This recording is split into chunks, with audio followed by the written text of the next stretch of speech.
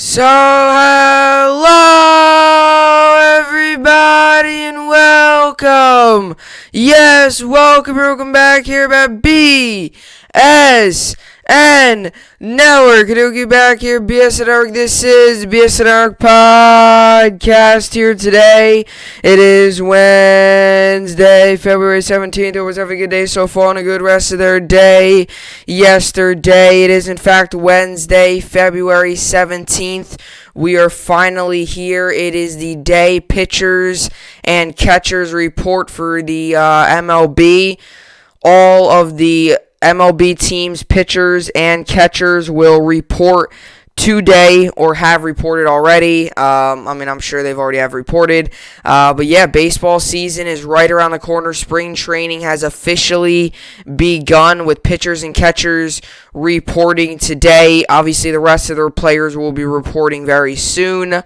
And then, the Yankees, for example, right around the corner, February 28th, we got a game. February 28th, we play a game. It's our first spring training game of the season. And then all through March, we play spring training games up until April 1st, which is our first opening day game. I will obviously cover it all here on the podcast, but it's going to be very exciting to see how the spring training goes. It's going to be very interesting to see what moves we make. Players that we might call up to the regular roster. It's going to be interesting to see how some of these prospects do. This is really the time for the prospects to really, be able to show themselves, be able to show the coaches, show the GMs, show the organization what they're made out of, why they should be able to make a roster spot. And, maybe for some of these other guys, that know, maybe like a guy on the Yankees that, might be deep down in their, a minor league system, might be trying to show some other teams and maybe some of these other teams that are rebuilding that could use guys like him, that he's trying to show, other teams too, that he is capable of playing on an everyday roster. So, spring training is fun to watch, and it's also a time to really, as a fan, get to see all the different players each team has in their organization, because sometimes people don't realize that how many players each team really does have. When they call up spring training, obviously, there's a total of 72 players to report, 20 players signed to minor league contracts, and 12 players in Yankees organization invited to the big league camp. So, meaning there could very well be, people in the Yankees organization that are coming up here. This could very well mean that they're in low A ball, high A ball, whatever the case may be. It's going to be super exciting.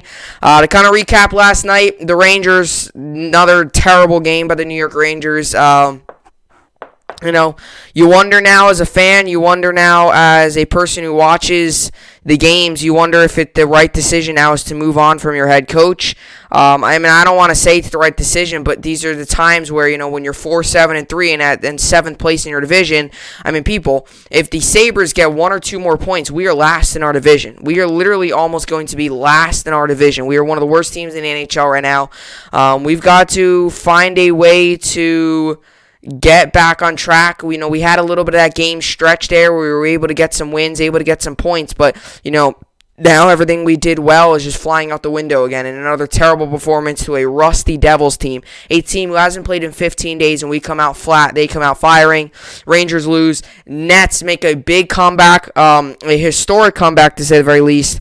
We were down by like 20 plus going into halftime, came out and finished the game strong and won it, 128-124 to move to 18-12 on the season. James Harden had 38 points to lead the way, another double for him, and without KD and without Kyrie, we still were able to get the job done. I'm not a big fan of him, but Tyler Johnson had a very good game. I don't really like him. I think he's been very bad for us. He's, when he plays, he's not that great, but he had a very good game, and I can't take that away from him. So a good game for the Brooklyn Nets. I'm starting to really enjoy watching James Harden in Nets uniform. He's really starting to make some plays, and he's starting to live up to hype that all of us, that many fans gave us. So that was good. But these are the topics for today. Obviously Kentucky plays later, but these are the topics for today. We got Yankee spring training preview. I'm going to kind of give you a little bit of a preview for Yankee spring training, what to expect. They called up 20 players to minor league contracts. Only minor league contracts, though. These are just minor league contracts. These guys could very well be off the team in a matter of weeks. But they signed a couple of these guys to a couple different contracts, giving them a chance. Some of these guys are prospects. Some of these guys have been in the league for a little bit, giving them chance. These are the players that are on minor league contracts right now. And there's also some players that are joining the team that aren't on contracts. They're just trying to make their presence felt. And for example, like these are minor league contracts, so even if they don't do well here, they could still very well play at AAA, AA. So we're gonna read through that. We're gonna kind of go through what to expect, some of the things I'm looking at. Not really gonna go by position, but some of the players I'm really going to look at of how their spring training goes.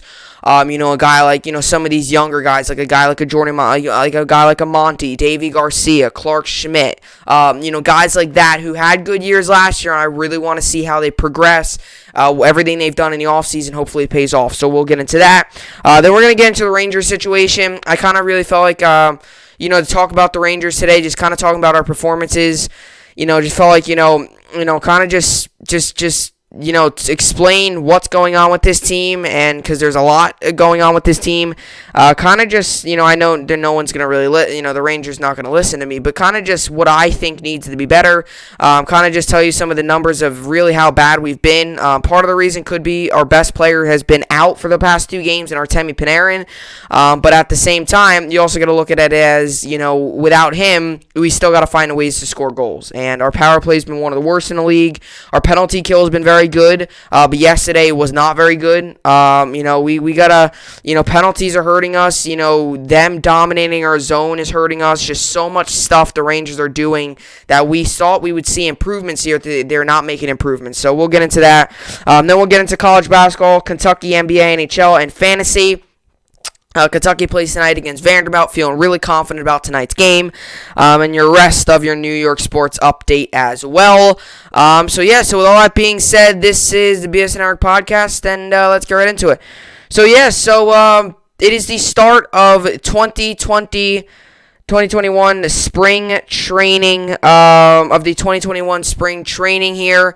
Obviously, it is super exciting for a baseball fan like me. Super exciting for, I'm sure, many of other baseball fans out there. And really, even if you're just not that big of a baseball fan and you just like to watch the sport, or you watch sometimes, it is exciting to know that another sport is about to start up. To know that we are just a couple. Really, realistically, we are March 1st. We're exactly a month away. So we're just about a month away, a month and a half away from opening day. But we are now officially here. Spring training, pitchers and catchers reported today. Guys like Gary Sanchez, guys like Kyle Gashioka, guys like Robinson Trinos, and then the rest of the position players and the infielders, the outfielders will come in steady, will come in as needed, will come in obviously with all the health and safety protocols, with all the the different protocols in place and stuff. You gotta take it step by step. It's not like you're able just to bring all these players in, do everything like that, and go right out into the field. Obviously, with the whole health and safety protocols, you got to go through a bunch of different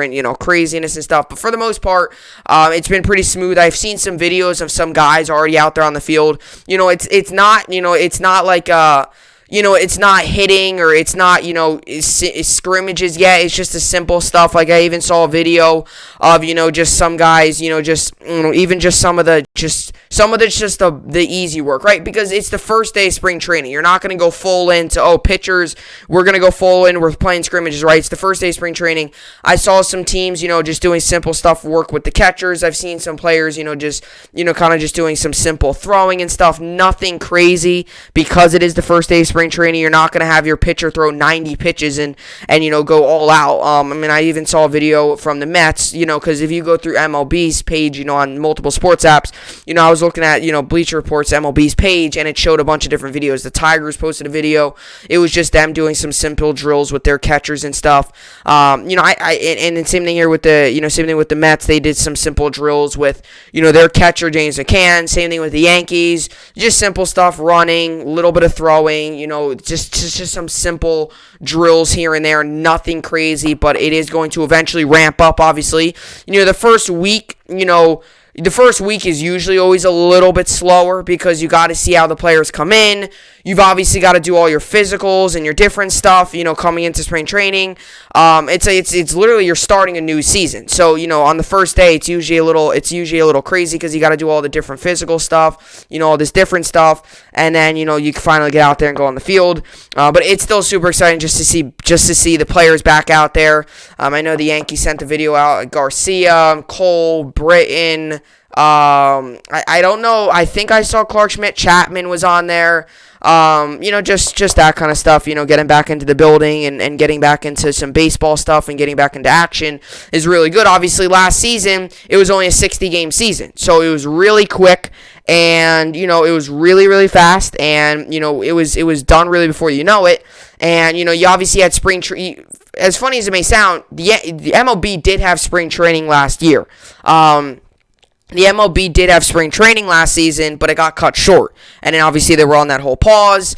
Then they obviously did the summer camp thing where, they went to, where they had the summer camp, they had the intra-squad games and stuff like that. Now they're able to get a full about month and a half in of spring training, and then you're able to obviously get into April with about a month and a half under your belt of spring training. Last season when they were doing the 60-game season, that's something I want to start off with. Last year when they did a 60-game season, summer camp lasted about a week and a half.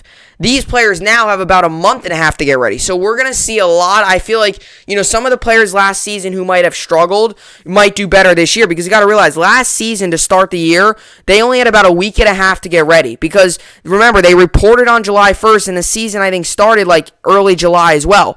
So, last season they didn't have much time to get ready for the 60-game season. And this year, they have a lot more time. So I feel like you're going to see a lot more opportunities for some of these new guys to really get a chance to possibly really be able to play a full season. And that's been one of the big questions for the New York Yankees is depth. What are they going to do at each position? What are some of the things? So Aaron Boone has press conference today at 12 p.m. Eastern Time. I watched a little bit of it. But one of the questions came up, is Brett Gardner still not in the New York Yankees?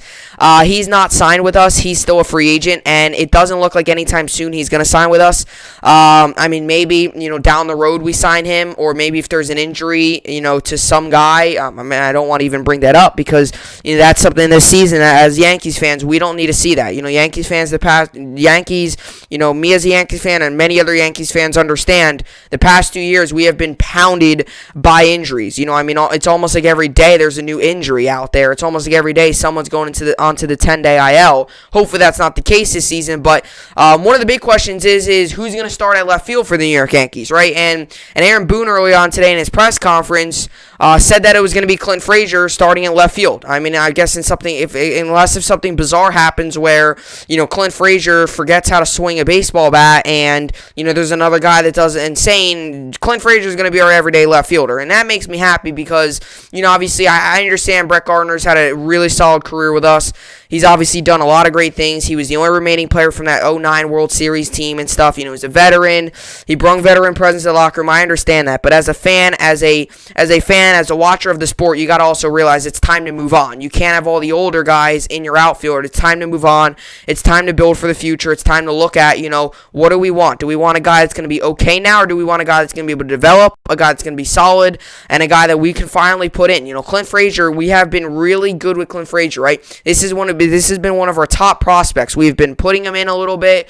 Then he doesn't play. We put him in a little bit. We've been very cautious with Clint Fraser. Now is his time to show the Yankees, to show the organization, to show the MLB that this guy can be a true everyday 162 games a season, everyday left fielder for an MLB team, and that's coming with the New York Yankees. So there's a lot of things, there's a lot of questions with there's not many questions with the New York Yankees, but depth I really think is one of the big things. And I think depth is really one of the big things with the New York Yankees is, who's going to play here, who's going to be the backup, where's this guy going to play, what's going to happen with this guy, right? Especially with the Yankees got to realize, as much as I don't want to bring it up, but the Yankees got to realize in the past years they've had injury problems, right? And you can't just throw that out the window. As much as I wish we could, you really can't. You can't just go ahead and say, oh, injuries aren't a thing anymore, let's throw this out the window. The Yankees need to be prepared for anything thrown their way, especially in an odd year like this where you're still got to go through all these different protocols and stuff, when players might be missing games, for example, a guy like Kevin Durant on Brooklyn Nets,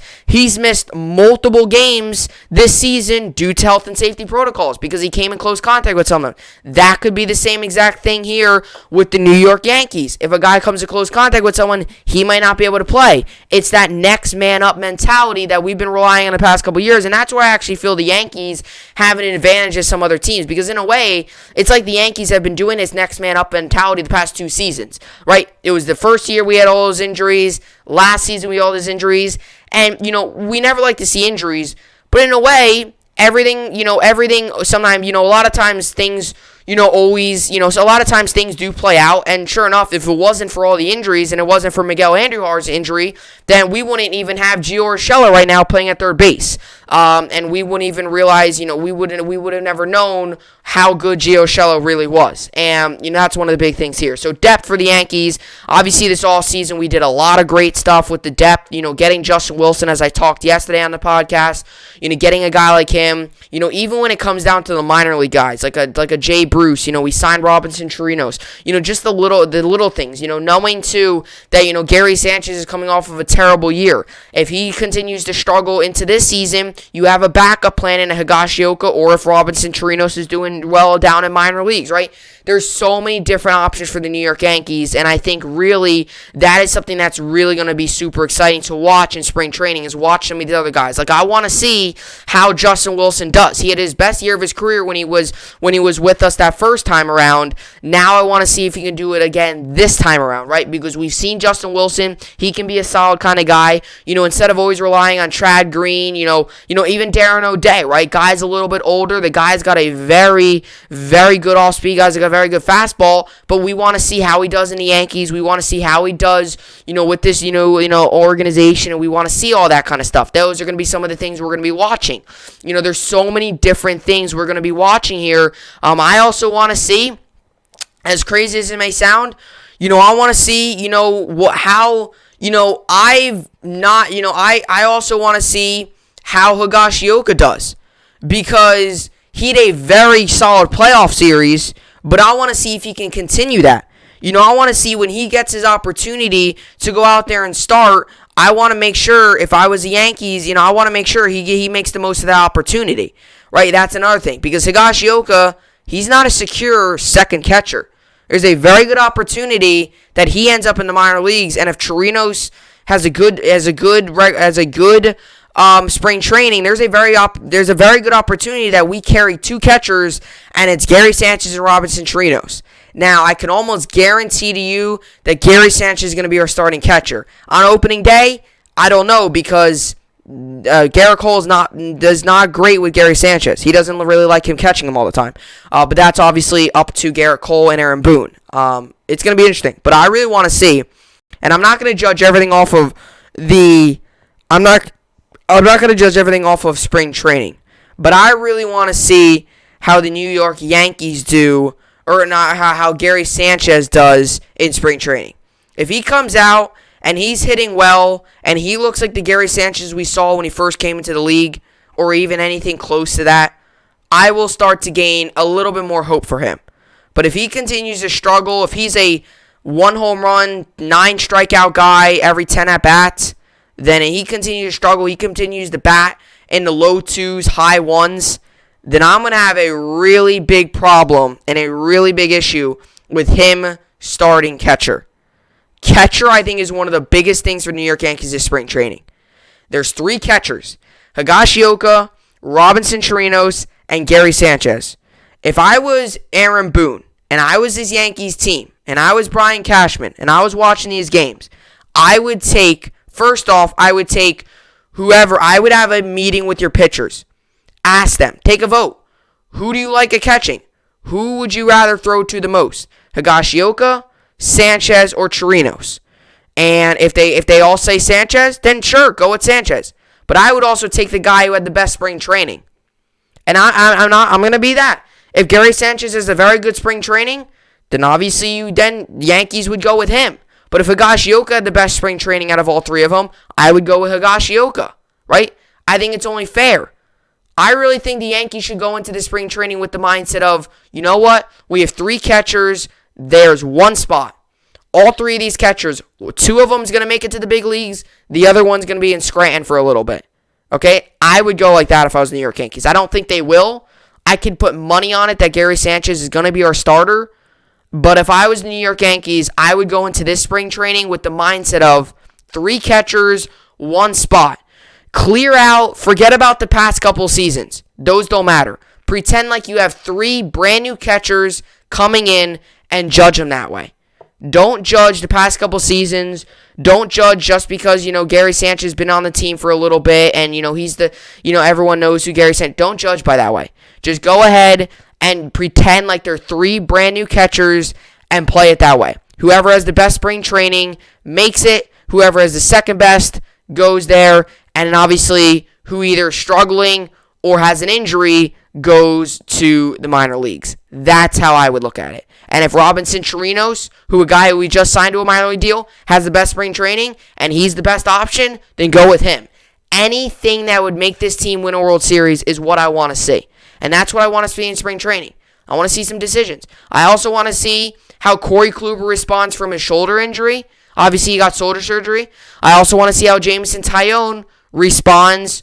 He's been changing up a little bit of his pitching form, obviously because he's had some injury history as well.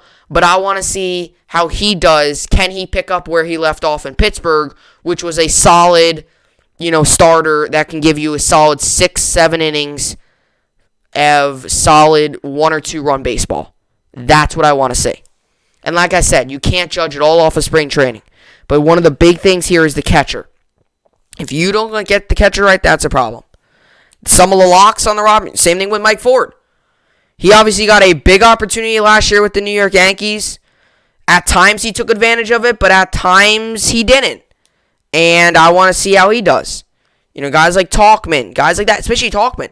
Now that Gardner's not in left, you could very well say that he's going to be the backup to Clint Fraser. And how is Stanton going to respond too, right? Stanton finished the year off very good. And you cannot say he didn't. If you look at the numbers, Giancarlo Stanton had an excellent postseason. One of the best out of any Yankee hitter. Because the Yankees' bats, for the most part, in that Rays series, especially to the final couple games, were pretty quiet outside of Giancarlo Stanton. Can Giancarlo Stanton carry that into spring training? I don't know. We'll see how that goes. So there's a lot of things the Yankees got to see here, how it goes. But I think one of the biggest things is I want to see how, the guys we got to help us with depth, Darren O'Day, Justin Wilson, guys like that, I want to see how that does too. And to be honest, and Aaron Boone said in his interview, that 5th starter in the Yankees rotation right now is completely up for grabs. It could very well be Kluber. It could be Taillon. I would imagine Taillon and Kluber are somewhere in the 2, 3, 4 area. But it could be Davey Garcia. It could be Montgomery. It could be, it could be Clark Schmidt. It could be almost anyone. If Herman ever comes back and when Severino comes back, he might be able to take that spot. Now, Severino, let me mind you, he's not going to come back till even after the All-Star break.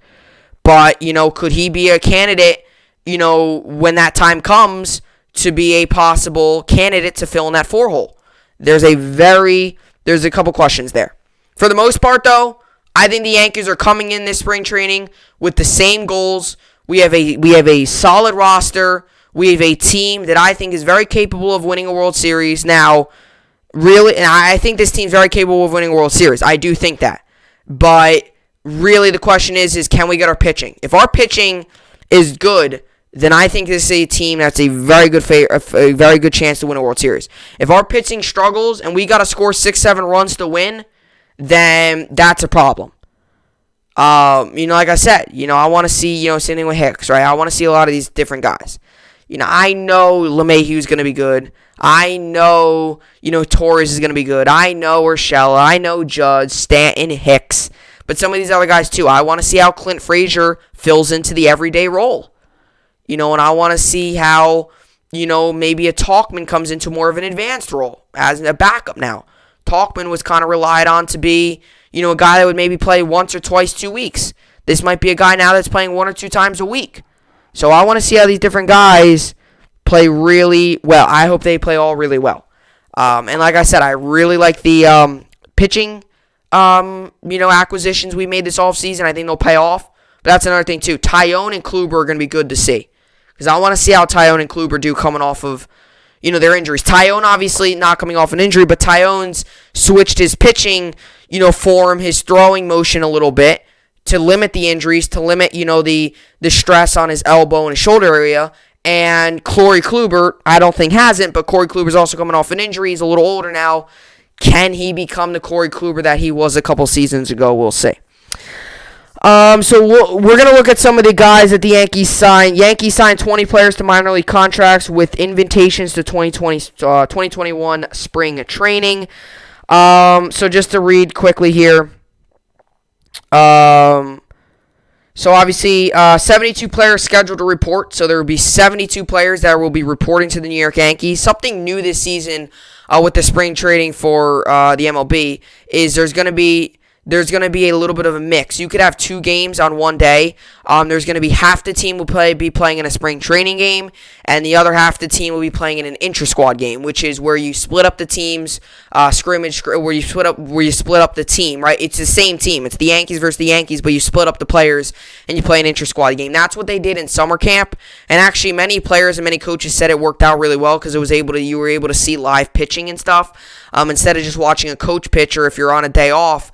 If you have a day off from, maybe not playing that spring training game, you could still hop into an intra-squad game, get a at-bat or two, or something like that, right? Because not every day, it's like Judge is going to be in the lineup every day in spring training. One day he might take a day off and go and play in an intra-squad game instead of going and play, in a regular spring training game, right? Something like that. More of a, like a lesser role, right? Maybe just get a couple at-bats or something like that. 20 players signed to minor league contracts, and 12 players in Yankees organization invited to big league camp. So 12 players, those 12 players could very well be in the Yankees organization, which means they could be playing AA, they could be playing AAA, they could even be playing in the Arizona Fall League or a very lower league, right? These guys are just what the Yankees, not even the Yankees see that they could possibly make the roster, but these are guys that the Yankees, might have seen improvements, if they were playing the Arizona Fall League, for example, or winter leagues or something like that. These are guys that the Yankees might have saw improvements with, and these are guys the Yankees might take, might want to see. Or also, sometimes, too, it's just to fill the rosters, Come up, we'll give you a chance, let's see what you're made out of.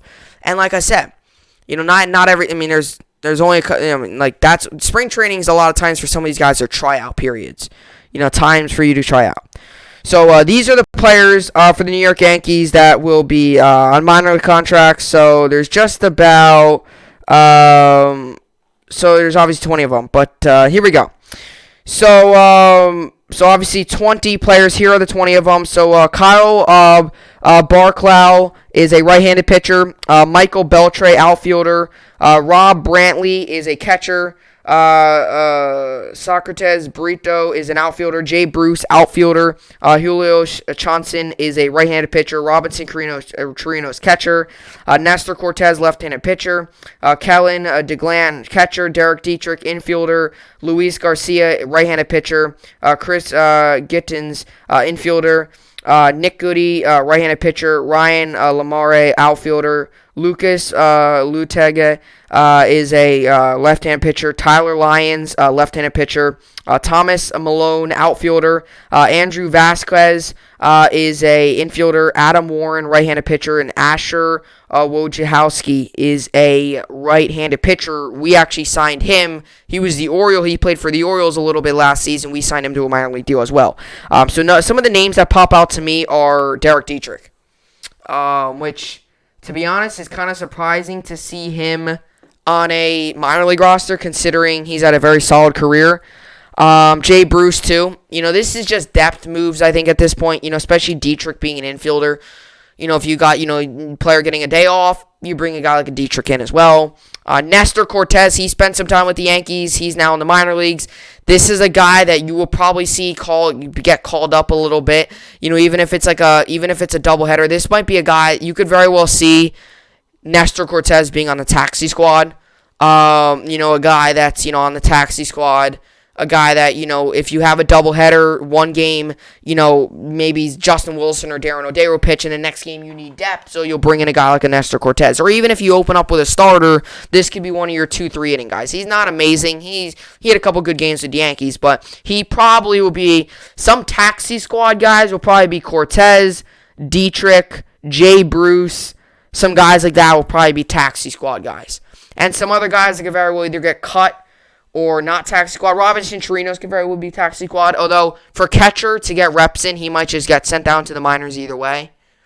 But there's so many. So many. This is just building depth. And 95% of these players will probably never even step on the field at Yankee Stadium. They'll be in the minor leagues. But there's a couple of them. Like I said, Dietrich, Nestor Cortez, Jay Bruce, Robinson Chirinos might be some guys that, day off, injuries, or even it's just DHing one day, a guy that could come in, or a taxi squad, or a doubleheader, something like that provides a little bit of depth. But other than that, I don't foresee a guy like a Tyler Lyons I've heard of, but I don't see a guy like a Luis Garcia or someone like that really getting much opportunity with the New York Yankees. Maybe they do. Maybe I'm wrong, but I don't foresee that. So that's what I got really there for the Yankee spring training kind of roster there. Obviously, Derek Dietrich, very surprising to see him on there. But it's going to be interesting to see what we do with all these players. What we do with all these guys. Whether we keep them, whether we release them. Nestor Cortez, I think, could be a good candidate for a taxi squad. Same thing with Derek Dietrich, like I said. But there's so many different, things right now, and not even all the players have reported. So, that will be stuff we'll get in the incoming days, and some of the things we'll hear from very soon. So that's really how I look at it. But should be exciting. Really excited to see spring training back, and exciting just to see the guys back out there in the field. After a 60-game season that went so quick, it's just really good. And listening to Boone's interview was very helpful. You got the sense that Gardner's not coming back when he said that Clint Fraser was going to start in left field, which I'm really excited about. So that should be good. But leave a comment down below what you think of the spring training roster. Kind of just give me what you think of the Yankees spring training. Some of the guys you would like to see get a chance. And are you excited? Are you not just are you excited for the season, but who are you excited to see either make an improvement, or who are you excited to see make an improvement, or who are you excited to see maybe a guy like a Klub or someone coming off of an injury to see if they could get back to their old selves. Leave a comment down below, it should be good, and I always look at the comments. So just leave a comment down below. Some, kind of a little bit of your preview maybe for the spring training. Kind of just, your thoughts. Some players that you would like to see, get an opportunity. Some guys that you think, some guys that if you want to see them build on their performance. A guy like a Stanton. Are you excited to see if he can build on what he did last season in the playoffs? Something like that. But it should be good, and It's super exciting that spring training's back. After such a quick season, to have it back, 162 games, about a month and a half away, is really good. So so that's what I got for the Yankees here. But coming up next, we're going to talk about the Rangers situation, Rangers performances, because currently I'm not too happy about it, and many fans aren't too happy about it either. We'll get into that coming up next.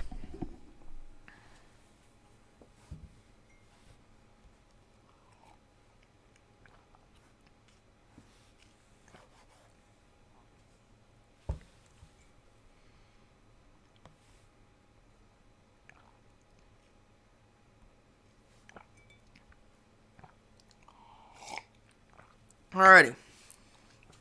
So.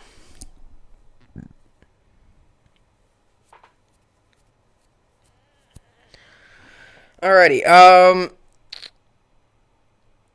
So the New York Rangers right now, to say the least, are not in a fabulous position to do much of anything currently. And I've always said I'm a very loyal sports fan. I mean, I always watch all the games, and I had to sit through another game last night of just disappointment.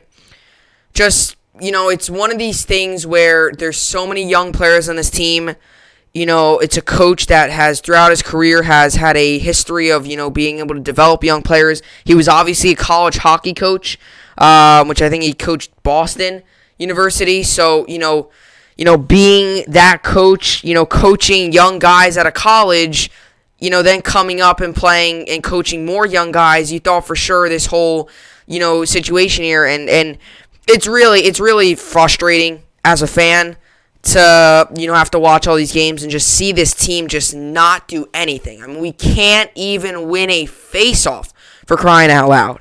And the New York Rangers fall again last night, 5-2, to a New Jersey Devils team. And I said on a podcast, I had the Rangers winning. And if you wanted to know why I had them winning, well, the Devils didn't play in 15 days because they had a COVID situation. They had many players test positive. They had a quarantine, all that stuff. They didn't play in 15 days. If you didn't play in 15 days, you would assume there's some rust off. And the Rangers were the favorites to win. The Rangers should have won. And the Rangers came out flat from the start right to the finish.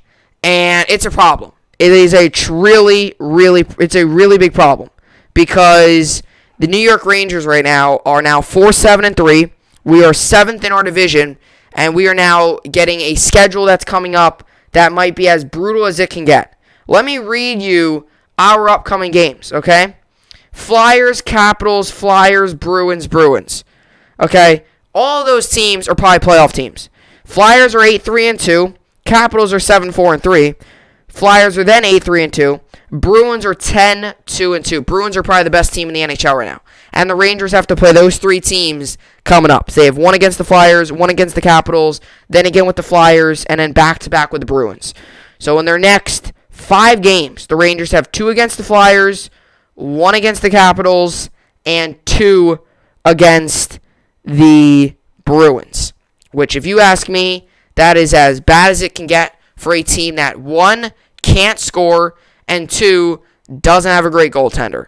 And we've seen Igor Shesterkin the past couple games make some improvements, make some strides, but it always seems like whenever we score a goal, he decides to stop trying and just let up goals. I mean, there was a goal last night that is completely unacceptable to let up. He wasn't getting screened by anybody. It was a simple shot. He just stood there and watched it. That's unacceptable to let up. And for the New York Rangers, you cannot possibly win a hockey game when the other team is dominating you in your own zone. And the Rangers, to be fair, did come out in the second period and the third period and really dominated the Devils' zone, really shot the puck well, and was able to get shots on goal. But the Rangers, after all, never led in this game. And letting up 5 goals is unacceptable. And for this offense to then go out there and only get 2 is also unacceptable. If you want to beat playoff teams, if you want to be a playoff team, if you want to be that team that is maybe right on the outside looking in, gets to play in the play-in series, if you want to be that team, and I thought coming into this year, I said this is a team that's going to be a little bit of rebuild, but I said I wanted to see guys, I wanted to see improvements, I wanted to see, players, I wanted to see guys like Lafreniere and guys like Capo learn under this coach, develop well. I wanted to see that. So far, Capo has had a very good season so far. Alexis Lafreniere has shown a lot of good potential. But other than that, there's been a lot of nonsense. There's been a lot of miscommunication. There's been a lot of laziness. There's been a lot of guys I'm watching night in and night out when I'm watching this hockey team playing like they don't even want to be there. And that's frustrating as a fan. Because, I always watch the games. I always hope that this could be a win. And when you go out there and you don't even show like you want to be there. Yesterday, the Rangers didn't even look like they wanted to be there. And we were lucky it was tied 2-2. We didn't even look like we wanted to be there, nor did we even look like we showed up. It was really the Devils and it would look like an empty net. Everything was going in, and everything the Rangers tried to do didn't succeed, and everything the Devils tried to did succeed. And I don't think you could sit here and say, oh, the Devils just had a better team. I don't think the Devils are really the better team always. You can't even say that. The Devils are not that great. I mean, the Devils are a good team, but they're not a Bruins. They're not a Flyers. They're not a Capitals. They're a average team that's also very young and rebuilding, just like the Rangers. So the question is why can't the Rangers do that? Well, laziness, not wanting to be there. And to be fair, the Rangers did miss Keandre Miller yesterday, who has been one of the best young defensemen. You could say he's been one of the better young defensemen in the league.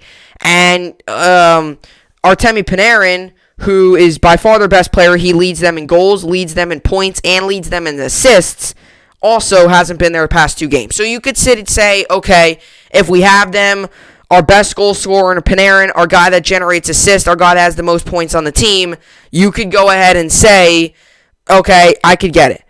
But then you got guys like Zibanejad, he hasn't done anything. This was a guy, we just gave him this big extension. We gave him all this money. He's getting all this money and all that. He hasn't done anything. He's got 2 points in all the games this season. He's got 2 points. 2 points. 2 points. This was a guy that many predicted to be a 40 goals. This guy that, last season scored, 42 goals? He's had 1 goal this season. 1 goal. And he's gotten chances. He's gone to the net a little bit more.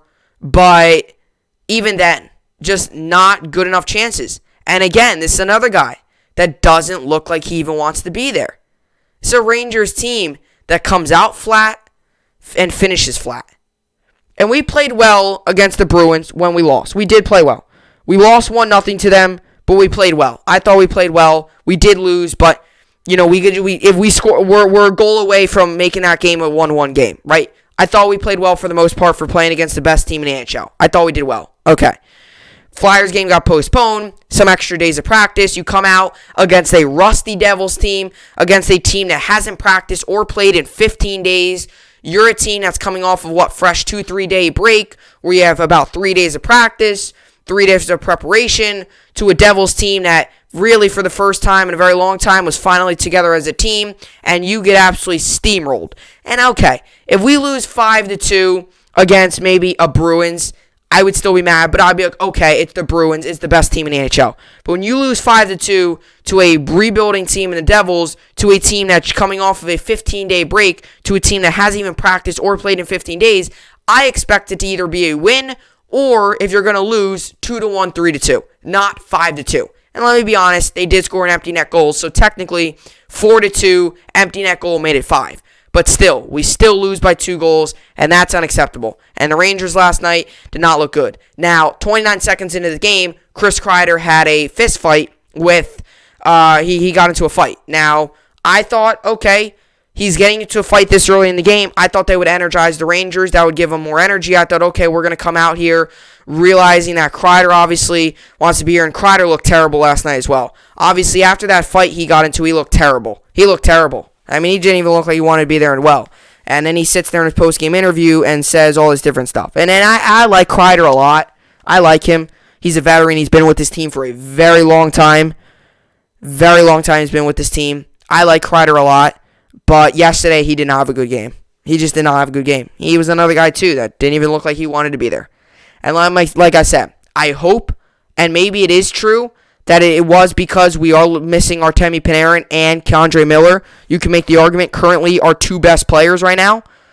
I hope that's the case. But at the same time, we were still losing without them. But we were generating offense.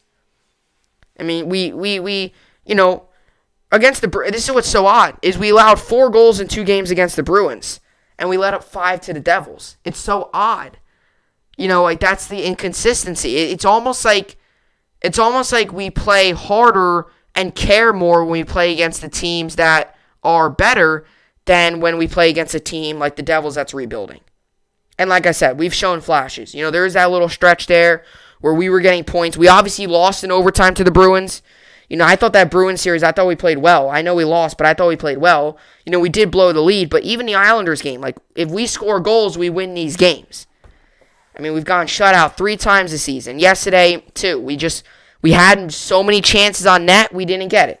I mean, there was that even one play with Zibanejad where I don't know why he didn't shoot it. He got the puck. It was a perfect pass It was a perfect pass. He didn't shoot it. He decided to pass it back out. Like, that's the stuff. Confidence level. Confidence. I mean, Wayne Gretzky always said this. You miss 100% of the shots you don't take. You can't possibly score a goal if you don't shoot the puck. You just can't. It's impossible. Unless if the other team scores an own goal, which is very rare to see. The only time that happens is if it deflects off a skate or a stick. And it's very hard to score a goal when you don't shoot the puck. And Zibanejad had a perfect open opportunity. He's been struggling, I get it. But I would have much rather him shoot it than him pass it back. And you know what happened after he passed it back? We didn't get a shot on goal because the Devils' defense started to really press us. They got the puck. I forget what happened after that, but we didn't score. Because Zibanejad, once again, confidence. Confidence. And then these players still step into the interviews and say how bad the team was. Well, if you would step up on the individual side, we wouldn't be 4-7-3. But a lot of these guys aren't stepping up. A lot of these guys don't even look like they want to be there. They don't even look like they want to be playing. And as a fan, that is infuriating. These guys don't even look like they want to be playing. I mean, there's moments where we show, oh, this team could be so good. We beat the Capitals 4-2. We only lost to the Devils by 1-0. We only lost 3-2. We put the Bruins. We took the best team and we took them to overtime. We took Patrice Bergeron, a future Hall of Famer, Brad Marchand, guys like that. We brung them to overtime. We fought hard with them. We looked good. And you're like, okay, this is exactly what we need. But then we just look lost afterwards. And we play a team like the Devils. And I don't know, like I said, if it's because they played harder when they're playing against better teams, or if it's just the fact that, maybe last night was just a bad game. But I thought what I saw last time, and this is another team too that can't win faceoffs. They can't win faceoffs. I mean, they really can't. And we had to bring our fourth line, guy who's supposed to be a kind of guy that's supposed to hit hard, and Rooney and stuff. We had to bring him in to get faceoffs. That's how bad our faceoffs been. Ryan Strome, who is supposed to be very good at faceoffs, had to get taken out because of the faceoffs. And that messes up your whole game plan. Because then Rooney's got to go to the bench, Strome's got to come back in. Faceoffs too. We should have three. We should be running an all-day practice because there's so many different things we could fix on. First, they should go into a room and ask these players if they care. And if they don't care, they should leave and go to another team. Because the Rangers, in a big city, in a big market, you cannot be possibly putting this product on ice every night. And let me say, Artemi Panarin, I am a huge fan. I have your jersey, I have your shirt, all that stuff. Keandre Miller, really enjoyed. Capo Caco, Alexei Lafreniere, guys like that. Them, in particular, I have no problem with. They've been playing very good. And I like Kreider too, but he's had some questionable moments too this year. And Buchnevich, he did get back onto the right track last night, scoring a goal. But for the rest of the guys, the Zibanejads, the Stromes, Colin Blackwell has played very well, had a goal last night too. A guy who has been on a taxi squad a little bit. That is the definition of a guy who does everything, who takes advantage of every opportunity he gets. This is a guy that's been on the taxi squad. This is a guy that hasn't been able to always get that. Whenever he doesn't get many chances, but when he does, this is a guy that's capitalized. A guy like a Libor Hayek, right? Guys like that. Guys have gotten chances, they capitalize. It's just some of these other guys. Like Strome, win a faceoff. Please, win a faceoff. Mika Zibanejad, win a faceoff. Why all of a sudden this year you can't win a faceoff when last season you were scoring 42 goals and were getting faceoffs? What's happening? And Panarin's our best player. And that could be the reason. We haven't had him in the past 2 games. That could be the reason. But at the same time, you also got to learn how to play when your best player's out. Because not every time is he going to play every single game. And Panarin's been very reliable. He's only missed 3 games in 2 years with the New York Rangers. Obviously, last season missed 1 game, and then this season, the second game was he's supposed to be back tomorrow though when we start when we play against the Flyers. But I look at it as this: I don't want to completely throw this season away, but I would tell you what: if we continue to lose and we continue to fall in the standings and we continue to look lost, I would go ahead and say this: if I was David Quinn, I would go ahead and say, you know what? Give the youngsters an opportunity. Go out there, see what they can do, give them minutes, and see how they play. Adam Fox, another one, too. So outside of some guys, and I like Savannah Chad. Just where it doesn't like sitting with Crowder. Like, where's the effort? Like, where's the wanting to be there on the ice? Like, you're getting paid all this money. Like, where is I feel like these guys at times don't want to be there. And this team has shown some excellent effort, but at the same time, it's like last night. Like, it doesn't even seem like they want to be there. It doesn't even seem like they care. When they lose, it doesn't even seem like they're these guys just I don't know, something about this. And that's why I think guys like Colin Blackwell, who don't get many chances, but when they do, they're capitalized. And that's why I think guys like that should get more ice time, because they obviously realize, they're getting more ice time. And Panarin has been amazing, and I hope he comes back soon because we need him quickly. But I mean, look at the standings. We're 4-7-3 right now through 14 games. Okay, 4-7, 7 losses. Now, 3 OT losses. So overtime, when you lose in overtime, that's the number 3. So we've lost in overtime 3 times this season. So we are 4-7-3 on paper, but that's equivalent to 4-10. So realistically, we're 4-10. That's the equivalent to that. But we're 4-7-3. So that's how it is. And we've got 11 points. And a team like the Bruins, they've got 22. So we're far behind. We're 7th place right now, only ahead of the Sabres. And I don't know what it is. We've only scored 33 goals here. In our last 10, we're 3-5-2, and we've lost 4 straight games. So I don't know where this has gone. I don't know what's happening here. But I'll tell you what. I mean, our penalty kill's been good, stuff like that. I get that. It's been solid, but we still gotta be better. And Panarin, who's played very well, has got 15 points this season, 5 games or 5 goals, 10 assists. Got the most points on the team, has been so good. But, we've also got to be better in so many other ways. So, we'll see. But, and obviously Adam Fox as well. He's played well as well. But, Panarin has definitely played even better there. But, Rangers, we got to get back on the right track, because this is a team here where if we continue to struggle like this, we continue to plummet in the standings, we continue to... I said at the beginning of the season, this is not a team where I think we're going to win it all. Or I hope that's the case. But I did also not expect us to be on a 4-game losing streak to at times look like we don't even want to be there. And, for a young team that's hungry for advice, that's hungry for chances, you would think that this team would be fighting hard. But last night we didn't even show that. And there's been a couple games, like I said, where we've shown fight, where we've shown, we've shown okay, yeah, we lost, but we showed a lot of potential, we showed a lot of great things. But it's also, you can't always take those small victories, right? The goal, every team's goal, every franchise's goal is to win a championship. If you don't win a championship, the season wasn't a success. I mean, it's the truth. I mean, every team, no matter if you're the best team in the league or if you're the worst, every team's goal is to win a championship. Your goal isn't to go, oh, we fought hard, but we lost. No, that's not the goal. Right? I said a win is a win and a loss is a loss. If you lose, someone's not going to go back at that game and say, oh, we fought hard that game. No, you lost.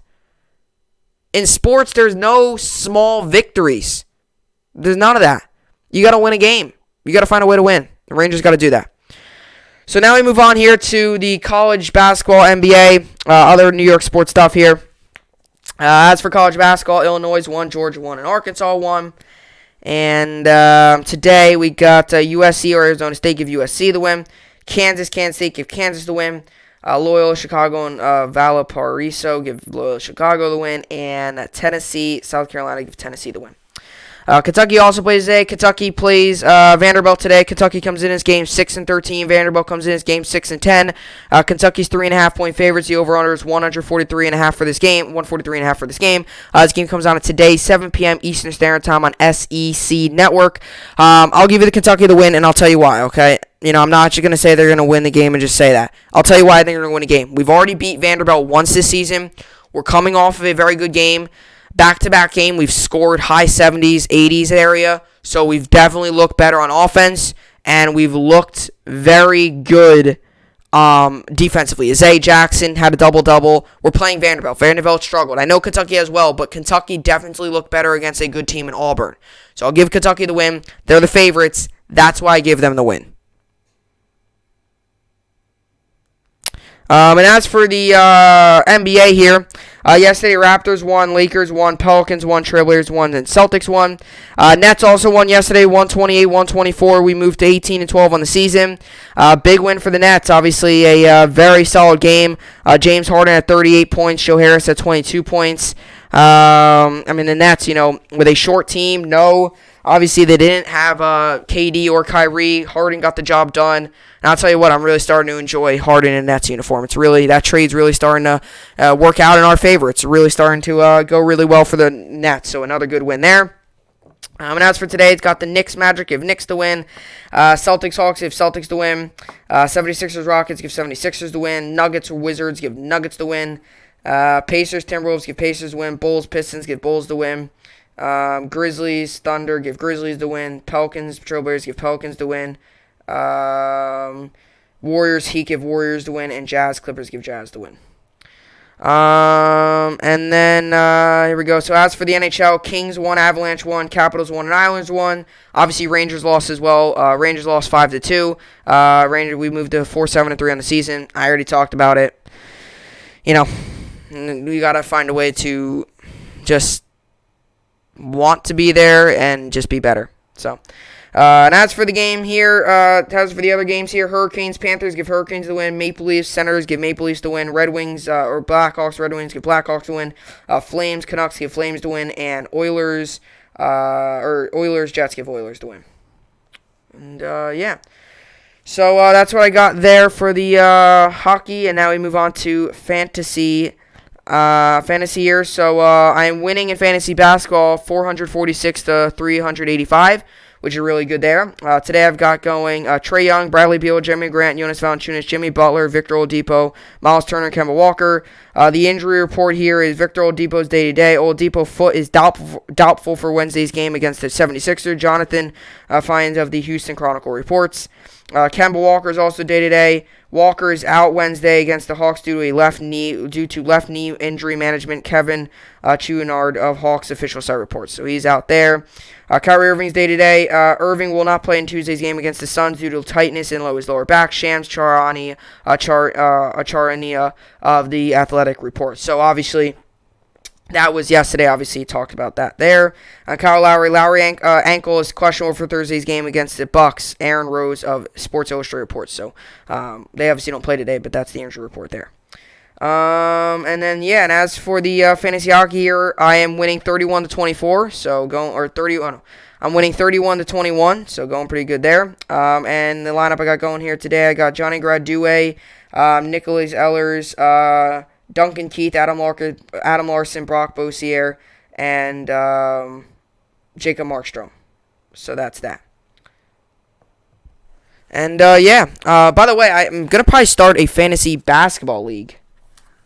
Or not fantasy basketball, fantasy baseball.